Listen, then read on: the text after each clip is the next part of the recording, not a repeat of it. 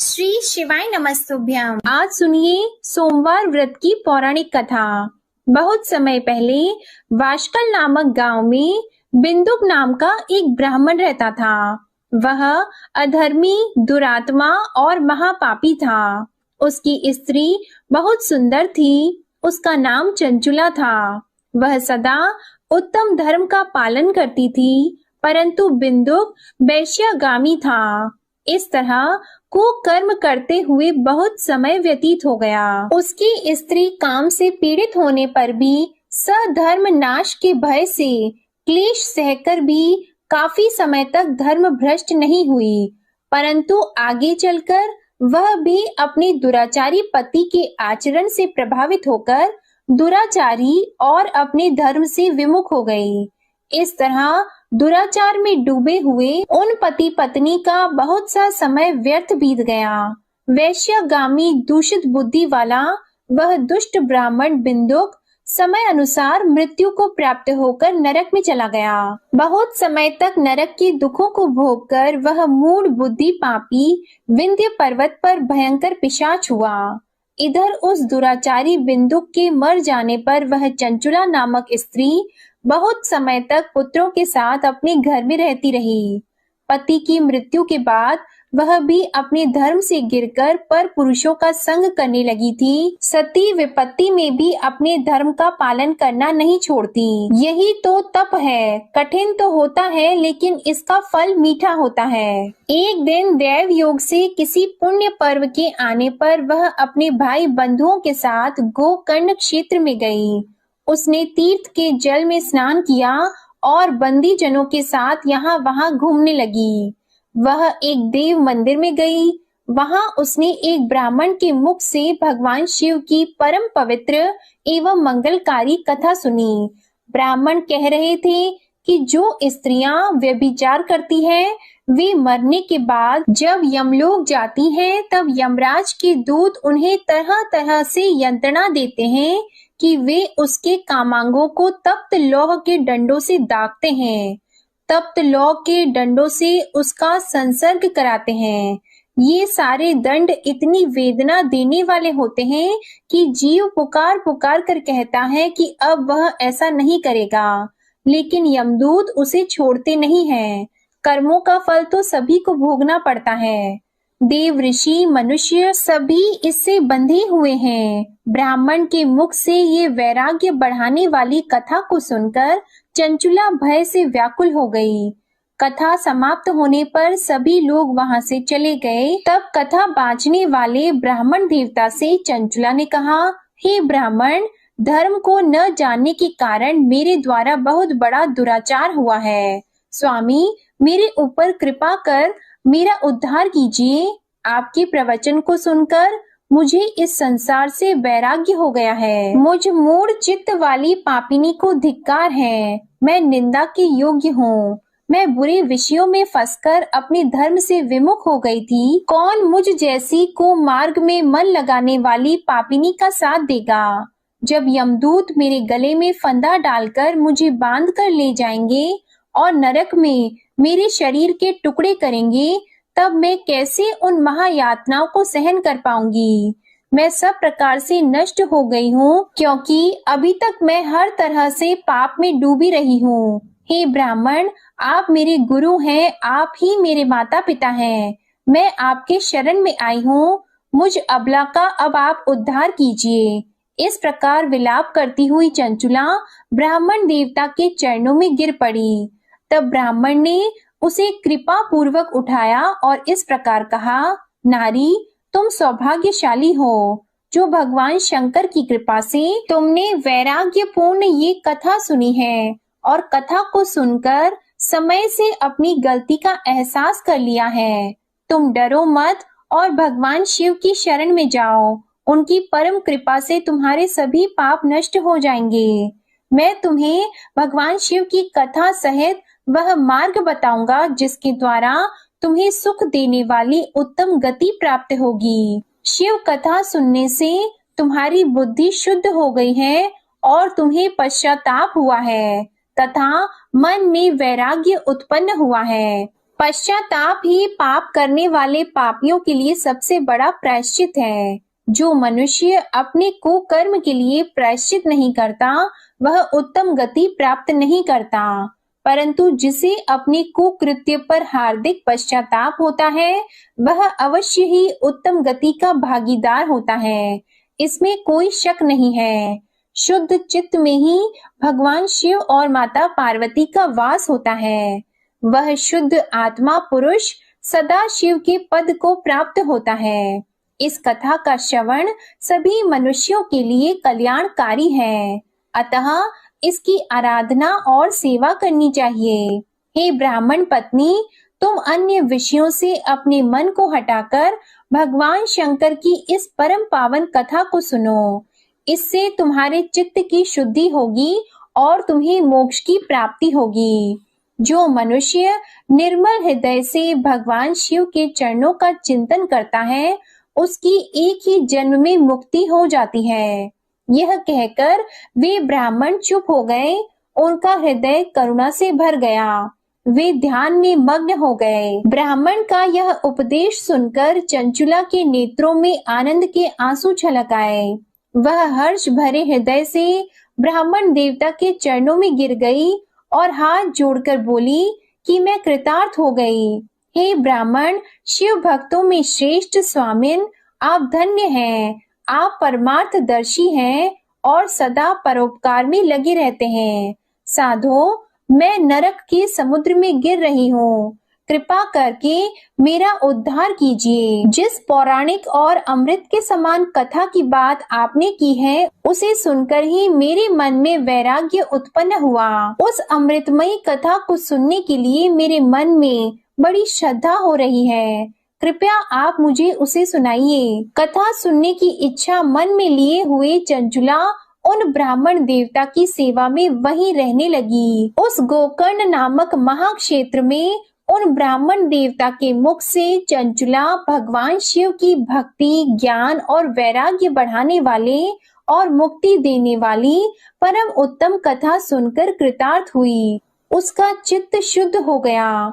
वह अपने हृदय में शिव के सगुण रूप का चिंतन करने लगी। वह सदैव शिव सच्चिदानंदमय स्वरूप का स्मरण करती थी। इसके बाद अपना समय पूर्ण होने पर चंचुला ने बिना किसी कष्ट के अपना शरीर त्याग दिया। उसे लेने के लिए एक दिव्य विमान वहां पहुंचा। ये विमान शोभा साधनों से सजा था और शिव गणों से सुशोभित था। चंचुला विमान से शिवपुरी पहुंची। उसके सारे पाप धुल गए। वह दिव्य रूप धारिणी दिव्यांगना हो गई थी। वह गौरांगी देवी मस्तक पर अर्धचंद्र का मुकुट और अन्य दिव्य आभूषण पहने शिवपुरी में पहुंची। वहां उसने सनातन देवता त्रिनेत्रधारी महादेव शिव को देखा। सभी देवता उनकी सेवा में भक्ति भाव से उपस्थित थे। उनकी अंग कांति करोड़ों सूर्यों के समान प्रकाशित हो रही थी। 5 मुख और हर मुख में 3-3 नेत्र थे। मस्तक पर अर्धचंद्र आकार मुकुट शोभायमान हो रहा था। कंठ में नील चिन्ह, उनके साथ में देवी गौरी विराजमान थी, जो विद्युत पुंज के समान प्रकाशित हो रही थी। महादेव जी की कांति कपूर के समान गौर थी। उनके शरीर पर श्वेत वस्त्र थे तथा शरीर श्वेत भस्म से युक्त था। इस प्रकार भगवान शिव के परम उज्जवल रूप के दर्शन कर चंचुला बहुत प्रसन्न हुई। उसने भगवान को बारंबार प्रणाम किया और हाथ जोड़कर प्रेम, आनंद और संतोष से युक्त होकर विनीत भाव से खड़ी हो गई। उसके नेत्रों से आनंद के आंसुओं की धारा बहने लगी। भगवान शंकर और भगवती गौरी उमा ने करुणा के साथ सौम्य दृष्टि से देखकर चंचुला को अपने पास बुलाया। गौरी उमा ने उसे प्रेम पूर्वक अपनी सखी बना लिया। चंचुला सुख पूर्वक भगवान शिव के धाम में उमा देवी की सखी के रूप में निवास करने लगी। एक दिन चंचुला आनंद में मग्न उमा देवी के पास गई और दोनों हाथ जोड़कर उनकी इस स्तुति को करने लगी। हे गिरिराज नंदिनी, स्कंद माता उमा, आप सभी मनुष्यों एवं देवताओं द्वारा पूजित तथा समस्त सुखों को देने वाली हैं। आप शंभु प्रिया हैं, आप ही सगुणा और निर्गुणा हैं। हे सच्चिदानंद स्वरूपा, आप ही प्रकृति की पोषक हैं। हे माता, आप ही संसार की सृष्टि पालन और संहार करने वाली हैं। इस प्रकार सद्गति प्राप्त चंचुला देवी की स्तुति कर शांत हो गई। उसकी आंखों में प्रेम के आंसू उमड़ आए। तब शंकर प्रिया भक्त वत्सला उमा देवी ने बड़े प्रेम से चंचुला को चुप कराते हुए कहा कि सखी चंचुला, मैं तुम्हारी इस स्तुति से प्रसन्न हूँ। बोलो, क्या वर मांगती हो? तब चंचुला बोली, हे गिरिराज कुमारी, मेरे पति बिंदुक इस समय कहाँ हैं? उनकी स्थिति कैसी है, मुझे बताइए और कुछ उपाय कीजिए ताकि हम फिर से मिल सकें। हे महादेवी, मेरे पति एक शूद्र जाति वैश्या के प्रति आसक्त थे और पाप में ही डूबे रहते थे। गिरिजा बोली, बेटी, तुम्हारा पति बिंदुक पापी था, उसका अंत बड़ा भयानक हुआ। वैश्या का उपभोग करने के कारण वह मूर्ख नरक में अनेक वर्षों तक अनेक प्रकार के दुख भोगकर अब शेष पाप को भोगने के लिए विंध्य पर्वत पर पिशाच की योनि में रह रहा है और वह दुष्ट वहीं वायु पीकर रहता है और सब प्रकार के कष्ट सहता है। गौरी देवी की ये बात सुनकर चंचुला अत्यंत दुखी हो गई। फिर मन को किसी तरह स्थिर करती हुई दुखी हृदय से माँ गौरी से उसने एक बार फिर पूछा, हे महादेवी, मुझ पर कृपा कीजिए और मेरे पापी पति का अब उद्धार कीजिए। कृपा करके मुझे वह उपाय बताइए जिससे मेरे पति को उत्तम गति प्राप्त हो सके। गौरी देवी ने कहा, यदि तुम्हारा पति भगवान शिव की पुण्यमय उत्तम कथा सुने तो वह इस दुर्गति को पार करके उत्तम गति का भागी हो सकता है। अमृत के समान मधुर गौरी देवी के ये वचन सुनकर चंचुला ने दोनों हाथ जोड़कर मस्तक झुकाकर उन्हें बार बार प्रणाम किया और प्रार्थना की कि मेरे पति को भगवान शिव की कथा सुनाने की व्यवस्था कीजिए। ब्राह्मण पत्नी चंचुला के बार बार प्रार्थना करने पर शिव प्रिया गौरी देवी ने भगवान शिव की महिमा का गान करने वाले गंधर्व राज तुमरु को बुलाकर कहा, तुमरु, तुम्हारी भगवान शिव में प्रीति है। तुम मेरे मन की सभी बातें जानकर मेरे कार्यों को सिद्ध करते हो, तो मेरी इस सखी के साथ विंध्य पर्वत पर जाओ। वहां एक महाघोर और भयंकर पिशाच रहता है। पूर्व जन्म में वह पिशाच बिंदुक नामक ब्राह्मण मेरी इस सखी चंचुला का पति था। वह वैश्यागामी हो गया था। वह स्नान संध्या आदि नित्य कर्म छोड़कर अपवित्र रहने लगा। क्रोध के कारण उसकी बुद्धि भ्रष्ट हो गई थी।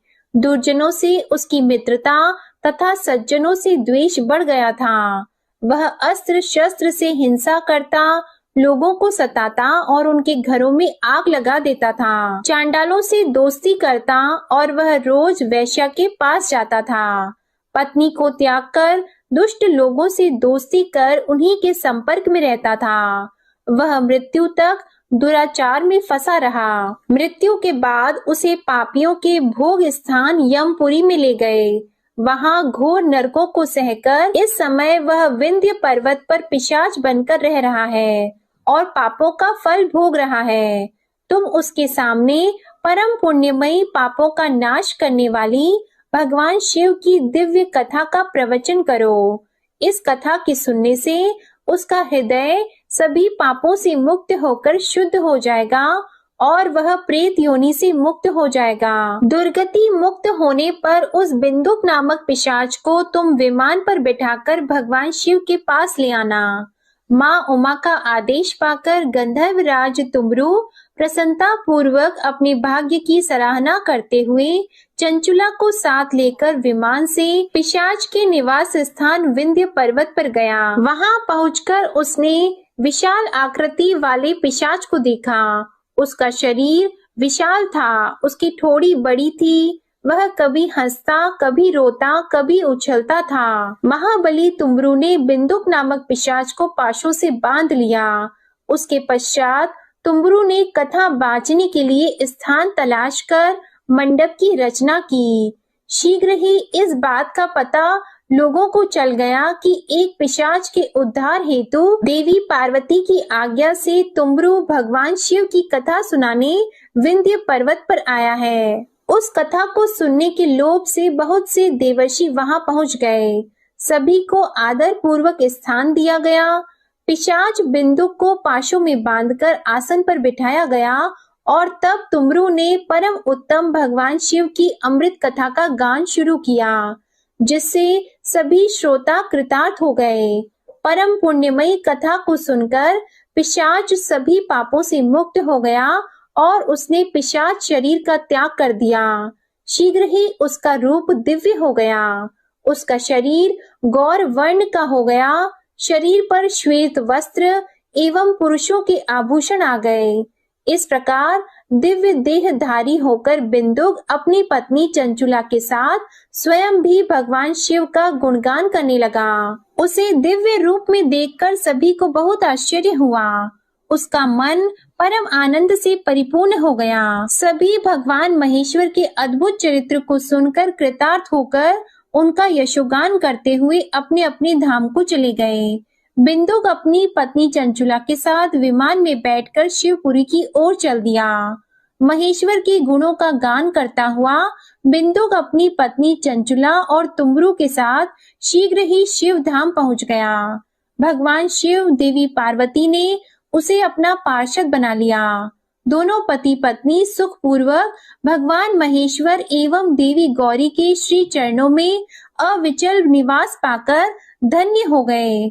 बोलिए उमा महेश्वर भगवान की जय। अब सुनिए भगवान शंकर की दूसरी कथा। एक धनवान साहूकार था, जिसके घर किसी प्रकार की कोई कमी नहीं थी, परंतु उसको एक दुख था।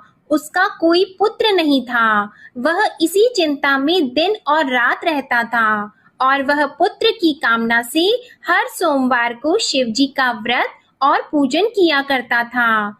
सायंकाल को मंदिर में जाकर शिव जी का दीपक जलाता था।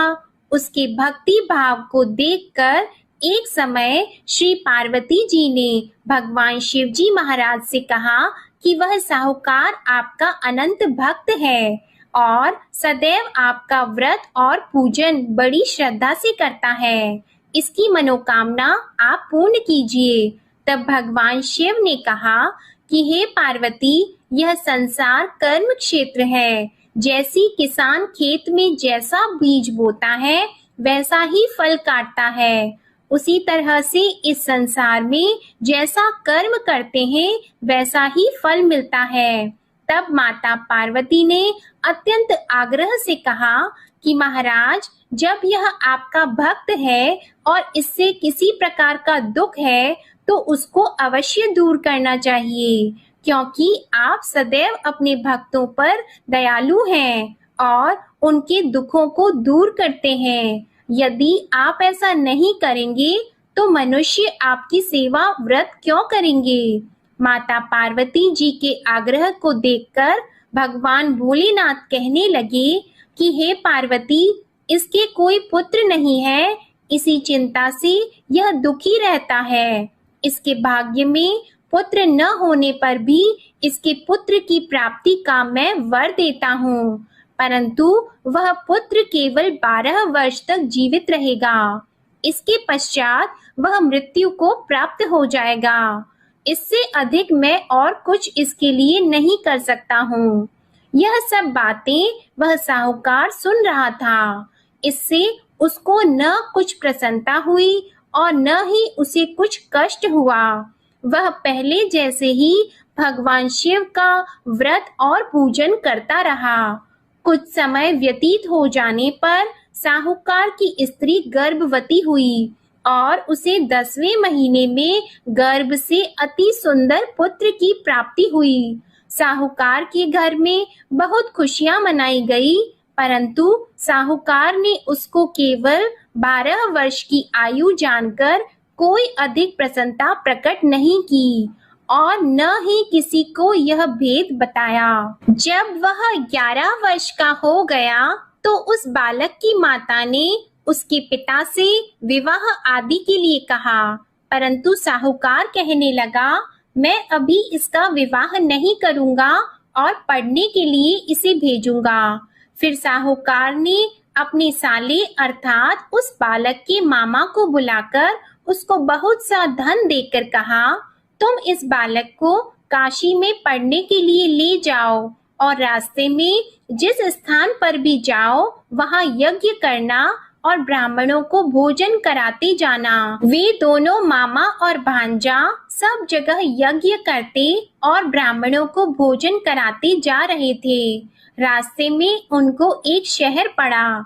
उस शहर के राजा की कन्या का विवाह था और दूसरे राजा का लड़का जो विवाह कराने के लिए बारात लेकर आया था वह एक आंख से काना था। उसके पिता को इस बात की बड़ी चिंता थी कि कहीं वर को देखकर कन्या के माता पिता विवाह में किसी प्रकार की अड़चन पैदा न कर दें। इस कारण जब उसने अति सुंदर सेठ के लड़के को देखा तो उसने मन में विचार किया कि क्यों न दरवाजे के समय इस लड़के से वर का काम चलाया जाए। ऐसा विचार करके वर के पिता ने उस लड़के और मामा से बात की तो वे दोनों राजी हो गए। फिर उस लड़के को वर के कपड़े पहनाकर और घोड़ी पर चढ़ाकर दरवाजे पर ले गए और बड़ी सुंदरता से सब कार्य संपन्न हो गए। वर के पिता ने सोचा यदि विवाह कार्य भी इसी लड़के से करा दिया जाए तो इसमें क्या बुराई है। ऐसा विचार करके लड़का और उसके मामा से कहा, यदि आप फेरों और कन्यादान का काम भी करा दें तो आपकी बड़ी कृपा होगी और हम इसके बदले बहुत सा धन देंगे। उन्होंने भी स्वीकार कर लिया और विवाह कार्य भी बहुत कुछ अच्छी तरह से हो गया। परंतु जिस समय लड़का जाने लगा तो उसने राजकुमारी की चुन्नी के पल्ले पर लिख दिया कि तेरा विवाह मेरे साथ हुआ है, परंतु जिस राजकुमार के साथ तुमको भेजेंगे वह एक आंख से काना है। मैं तो काशी जी पढ़ने जा रहा हूँ। उस राजकुमारी ने जब अपनी चुन्नी पर ऐसा लिखा हुआ देखा तो उसने राजकुमार के साथ जाने से मना कर दिया और कहा कि ये मेरा पति नहीं है, मेरा विवाह इसके साथ नहीं हुआ, वह तो काशी जी पढ़ने गया है। राजकुमारी के माता पिता ने अपनी कन्या को विदा नहीं किया और बारात वापस चली गई। उधर वह सेठ का लड़का और उसका मामा काशी जी पहुंच गए। वहां जाकर उन्होंने यज्ञ करना और लड़के ने पढ़ना शुरू कर दिया। जब लड़के की आयु 12 साल की हो गई तब एक दिन उन्होंने यज्ञ रचा रखा था कि लड़के ने अपने मामा से कहा कि आज तो मेरी तबीयत ठीक नहीं है। मामा ने कहा अंदर जाकर सो जाओ। जब लड़का अंदर जाकर सो गया और थोड़ी देर में उसके प्राण निकल गए। जब उसके मामा ने आकर देखा कि वह तो मुर्दा पड़ा है तो उनको बहुत दुख हुआ और उन्होंने सोचा कि मैं अभी रोना पीटना मचा दूंगा तो यज्ञ का कार्य अधूरा रह जाएगा।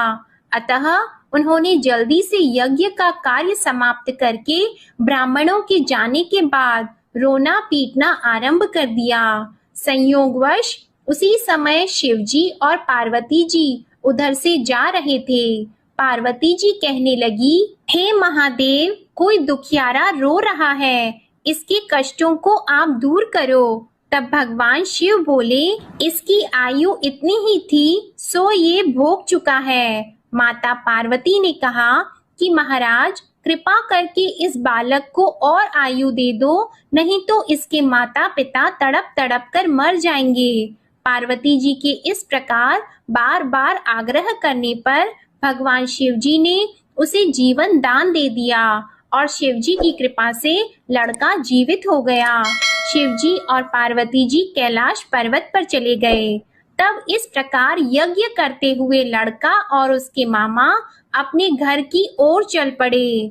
रास्ते में उसी शहर में गए जहां उसका विवाह हुआ था और जहां पर आकर यज्ञ किया तो लड़के के ससुर ने उसे पहचान लिया और अपने घर महल में जाकर बड़ी खातिर के साथ बहुत दास दासियों के सहित आदर पूर्वक लड़की और जमाई को विदा किया।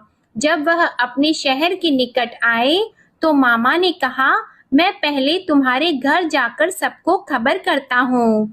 उस समय लड़के के माता पिता अपने घर की छत पर बैठे हुए थे और उन्होंने यह प्रण कर रखा था कि यदि हमारा पुत्र सकुशल घर आएगा तो राजी खुशी नीचे उतरकर आ जाएंगे, नहीं तो छत से गिरकर अपने प्राण खो देंगे। इतने में उस लड़के के मामा ने जाकर यह समाचार दिया कि आपका पुत्र आ गया है, परंतु उनको विश्वास नहीं हुआ। तब उसके मामा ने शपथ पूर्वक कहा कि आपका पुत्र अपनी स्त्री के साथ बहुत सारा धन लेकर आया है। तो सेठ ने आनंद के साथ उसका स्वागत किया और बड़ी प्रसन्नता से रहने लगे। इस प्रकार जो भी व्यक्ति सोमवार का व्रत करता है अथवा इस कथा को पढ़ता है या सुनता है, भगवान भोलेनाथ उसके सभी दुखों को दूर करके उसकी समस्त मनोकामनाओं को पूर्ण करते हैं। बड़ी ही श्रद्धा और भक्ति के साथ अब आप सुनिए सोमवार की दूसरी कथा। एक बार की बात है, माता पार्वती शिवजी को पति के रूप में प्राप्त करने के लिए घोर तप कर रही थी। उनके तप को देखकर देवताओं ने शिवजी से देवी की मनोकामना को पूर्ण करने की प्रार्थना की। शिवजी ने पार्वती जी की परीक्षा लेने के लिए सप्त ऋषियों को भेजा। सप्त ऋषियों ने शिवजी के सैकड़ों अवगुण गिनाए, पर पार्वती जी को महादेव जी के अलावा किसी और से विवाह मंजूर नहीं था। तब शंकर जी ने स्वयं पार्वती जी की परीक्षा लेने की ठानी। तब भगवान शंकर स्वयं प्रकट हुए और पार्वती जी को वरदान देकर अंतर्ध्यान हुए। इतने में पार्वती माता जहाँ तप कर रही थी, वहीं पास में तालाब में मगरमच्छ ने एक लड़के को पकड़ लिया। लड़का जान बचाने के लिए चिल्लाने लगा। तब पार्वती जी से उस बच्चे की चीख सुनी नहीं गई। द्रवित हृदय होकर वे तालाब पर पहुंची। वहां देखा कि मगरमच्छ लड़के को तालाब के अंदर खींचकर ले जा रहा है। लड़के ने देवी को देखकर कहा कि मेरी माता पिता और भाई बंधु कोई नहीं है, आप मेरी रक्षा करें। तो पार्वती जी ने कहा कि मगरमच्छ इस लड़के को छोड़ दो। मगरमच्छ बोला, दिन के छठे पैर में जो मुझे मिलता है उसे मैं अपना आहार समझकर स्वीकार कर लेता हूँ, यह मेरा नियम है। ब्रह्मदेव ने दिन के छठे पहर में इस लड़के को भेजा है, तो मैं इसे क्यों छोड़ूं? पार्वती जी ने विनती की कि तुम इसे छोड़ दो, बदले में तुम्हें जो चाहिए वह मुझसे कहो। तो मगरमच्छ बोला, एक ही शर्त पर मैं इसे छोड़ूंगा। आपने तप करके महादेव जी से जो वरदान लिया है, यदि उस तप का फल मुझे दे दो तो मैं इसे छोड़ दूंगा। पार्वती जी तुरंत तैयार हो गईं। उन्होंने कहा, मैं अपने तप का फल तुम्हें देने को तैयार हूँ, लेकिन तुम इस बालक को छोड़ दो। मगरमच्छ ने समझाया, सोच लो देवी, जोश में आकर संकल्प मत करो। हजारों वर्षों तक जैसा तप किया है वैसा देवताओं के लिए भी संभव नहीं है। उसका सारा फल इस बालक के प्राणों के बदले चला जाएगा। पार्वती जी ने कहा, मेरा निश्चय पक्का है, मैं तुम्हें अपने तप का फल देती हूँ, तुम इसको जीवन दे दो। मगरमच्छ ने पार्वती जी से तप दान करने का संकल्प करवाया। तप का दान होते ही मगरमच्छ का देह तेजी से चमकने लगा और वह बोला, हे पार्वती, ये देखो, तप के प्रभाव से मैं तेजस्वी बन गया हूँ। तुमने जीवन भर की पूंजी एक बच्चे के लिए व्यर्थ कर दी। चाहे तो अपनी भूल सुधारने का एक मौका और दे सकता हूँ। तब पार्वती जी ने कहा, हे ग्राह, तब तो मैं पुनः कर सकती हूँ, किंतु यदि तुम इस लड़के को निगल जाते तो इसका जीवन वापस नहीं मिल सकता था। देखते ही देखते वह लड़का अदृश्य हो गया और मगरमच्छ भी लुप्त हो गया। पार्वती जी ने विचार किया, मैंने तप तो दान कर दिया है, अब पुनः से तप आरंभ करूंगी। पार्वती जी ने फिर से तप करने का संकल्प किया। भगवान सदाशिव फिर से प्रकट होकर बोले, हे पार्वती, भला अब क्यों तप कर रही हो? तब पार्वती जी ने कहा, प्रभु, मैंने अपने तप का फल दान कर दिया है। आपको पति रूप में पाने के संकल्प के लिए मैं फिर से वैसा ही घोर तप करके आपको प्रसन्न करूंगी। तो महादेव जी बोले, मगरमच्छ और लड़के दोनों रूपों में मैं ही था। तुम्हारा चित्त प्राणी मात्र में अपने सुख दुख का अनुभव करता है या नहीं, इसकी परीक्षा लेने के लिए मैंने ही यह लीला रची थी। अनेक रूपों में दिखने वाला मैं एक ही हूँ। मैं अनेक शरीरों से अलग निर्विकार हूँ। तुमने अपना तप मुझे ही दिया है, इसलिए अब और तप करने की कोई आवश्यकता नहीं है। देवी ने महादेव जी को प्रणाम कर प्रसन्न मन से विदा किया। प्रेम से बोलिए भगवान शंकर और माता पार्वती की जय। अब आप सुनिए तीसरी कथा। एक बार नारद जी ने भोलेनाथ जी की स्तुति करके पूछा कि प्रभु, आपको प्रसन्न करने के लिए सबसे उत्तम और सुलभ साधन क्या है? हे त्रिलोकीनाथ, आप तो निर्विकार और निष्काम हैं। आप सहज ही प्रसन्न हो जाते हैं। फिर भी मेरे जानने की इच्छा है कि आपको क्या प्रिय है। तब शिव जी बोले, नारद जी, वैसे तो मुझे भक्त के भाव सबसे प्रिय हैं, फिर भी आपने पूछा है तो मैं बताता हूँ। मुझे जल के साथ साथ बिल्व पत्र बहुत प्रिय हैं। जो अखंड बिल्व पत्र मुझे श्रद्धा से अर्पित करते हैं, मैं उन्हें अपने लोक में स्थान देता हूँ। नारद जी भगवान शंकर और माता पार्वती की वंदना करके अपने लोक को चले गए। उनके जाने के पश्चात पार्वती जी ने शिव जी से पूछा कि हे प्रभु, मेरी ये जानने की बड़ी तीव्र इच्छा हो रही है कि आपको बेल पत्र इतने प्रिय क्यों हैं? कृपा करके मेरी जिज्ञासा को शांत कीजिए।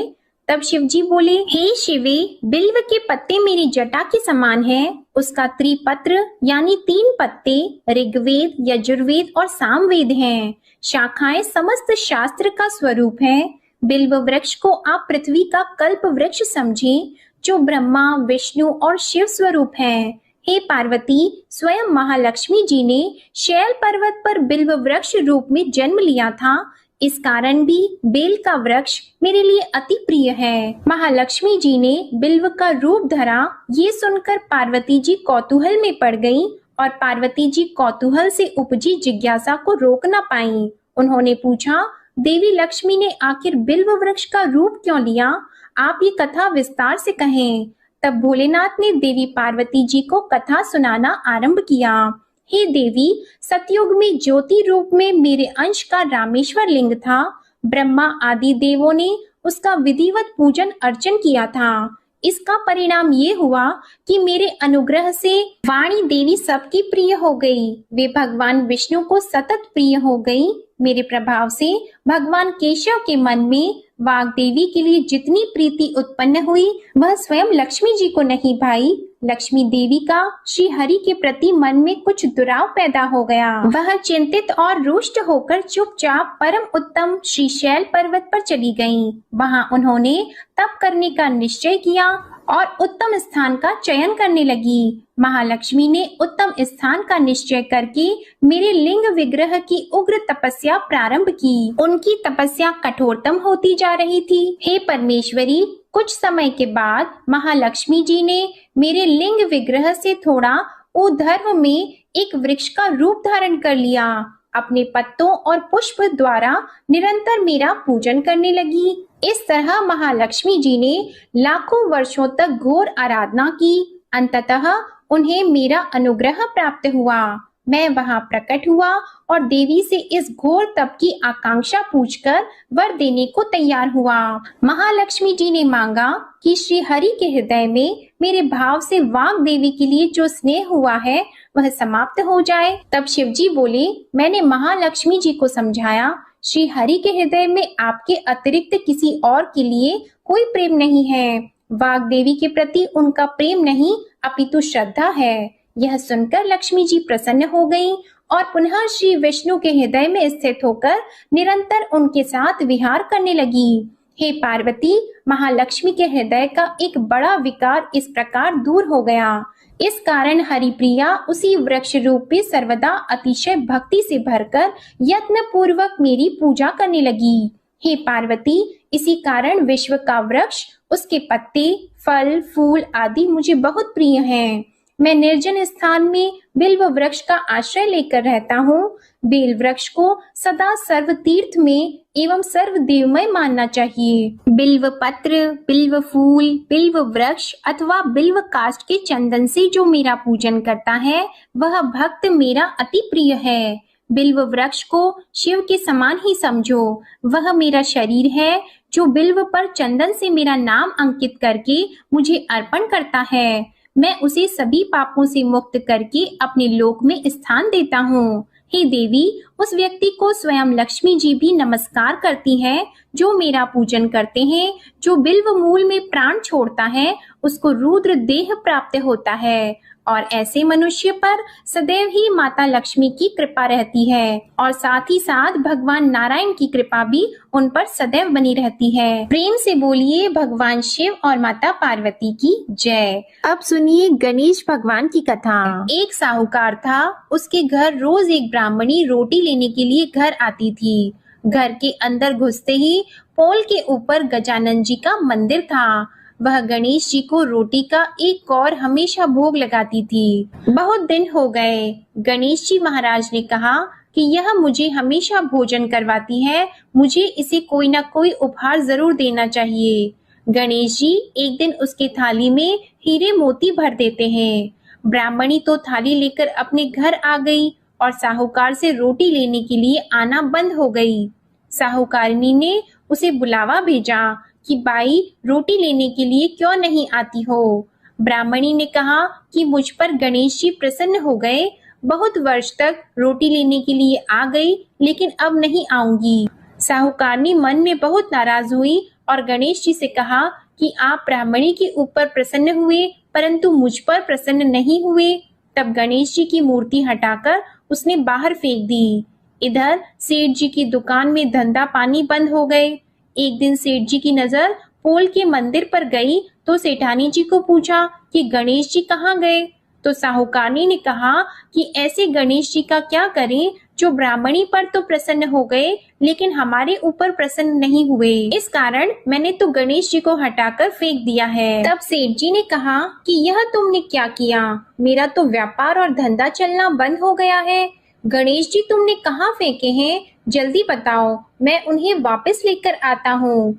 साहूकार जी वापस से गणेश जी को लेने के लिए गए तो गणेश जी इतने भारी हो गए कि वे उठे ही नहीं। साहूकार जी ने कहा कि मेरे से गलती हो गई है, आप मेरे घर पधारिए। गणेश जी तो और भी भारी होते गए और कहा कि मैं तो नहीं चलूंगा।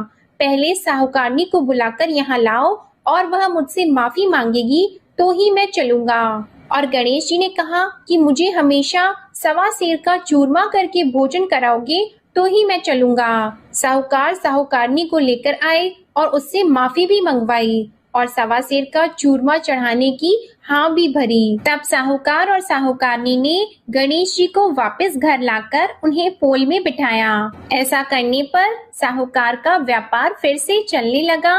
हे गणेश जी महाराज, जैसे साहूकार और साहूकारनी पर आप प्रसन्न हुए वैसे सभी पर प्रसन्न होना। बोलिए गणेश जी महाराज की जय। अब आप सुनिए भगवान भोलेनाथ की आरती। ओम जय शिव ओंकारा, स्वामी जय शिव ओंकारा। ब्रह्मा विष्णु सदा शिव, ब्रह्मा विष्णु सदा शिव। अर्धांगी धारा, ओम जय शिव ओंकारा। एकानन चतुरानन पंचानन राजी, स्वामी पंचानन राजी। हंसानन गरुड़ासन, हंसानन गरुड़ासन। वृषवाहन साजी, ओम जय शिव ओंकारा। दो भुज चार चतुर्भुज, 10 भुज अति सोहे, स्वामी 10 भुज अति सोहे। त्रिगुण रूप निरखता, त्रिगुण रूप निरखता। त्रिभुवन जन मोहे, ओम जय शिव ओंकारा। अक्षमाला वनमाला रुंडमालाधारी स्वामी रुंडमालाधारी। चंदन मृग मद सोहे, चंदन मृग मद सोहे, भाले शशिधारा। ओम जय शिव ओंकारा। श्वेतांबर पीतांबर बाघंबर अंगी स्वामी बाघंबर अंगी। सनकादिक गरुणादिक, सनकादिक गरुणादिक भूतादिक संगी। ओम जय शिव ओंकारा। कर के मध्य कमंडल चक्र त्रिशूलधारी स्वामी चक्र त्रिशूलधारी। सुखकारी दुखहारी, सुखकारी दुखहारी जग पालनकारी। ओम जय शिव ओंकारा। ब्रह्मा विष्णु सदा शिव जानत अविवेका स्वामी जानत अविवेका। प्रणवाक्षर में शोभित, प्रणवाक्षर में शोभित ये तीनों एका। ओम जय शिव ओंकारा। त्रिगुण स्वामी जी की आरती जो कोई नर गावे स्वामी जो कोई नर गावे। कहत शिवानंद स्वामी रटत भोलानंद स्वामी सुख संपत्ति पावे। ओम जय शिव ओंकारा। ओम जय शिव ओंकारा स्वामी जय शिव ओंकारा। ब्रह्मा विष्णु सदा शिव अर्धांगी धारा। ओम जय शिव ओंकारा। ओम जय शिव ओंकारा। ओम जय शिव ओंकारा। बोलो भगवान भोलेनाथ की जय। आपको ये कथा पसंद आई हो तो इस वीडियो को लाइक करके चैनल जरूर सब्सक्राइब कीजिएगा और कमेंट में भगवान भोलेनाथ जी की जय भी लिखिएगा। इसी के साथ आज आप हमारे चैनल पर चैत्र मास महात्म्य की कथा, पाप मोचनी एकादशी व्रत पारण की कथा और सोम प्रदोष व्रत कथा भी जरूर सुनिएगा। प्रेम से बोलिए पार्वती पतये हर हर महादेव।